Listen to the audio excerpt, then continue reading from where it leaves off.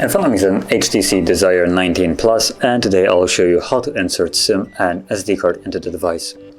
So before we get started, there is one thing that we will need, which is this SIM eject tool. They come usually provided in the box of the device, so you can find it somewhere there. But if you can't, you can always use a paper clip. So once you have that, what you want to do is push out the tray, which is located on the upper left side of the device. So right here we can see.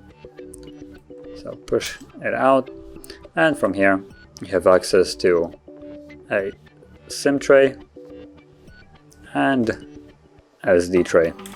Oops. You can also place another SIM card on here instead of the SD card. So I'm just going to demonstrate that quickly. So it would go right over here, as you can see, as instead of the SIM card, the SD card. So let's just place it back in here like so. And as this right here, there we go. So once you have them on, make sure that they're laying flush, as you can see right here, and from there you want to hold it securely and slide it into the device.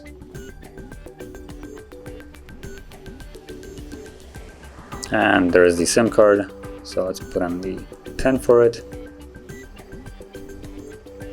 and there's also the SD card.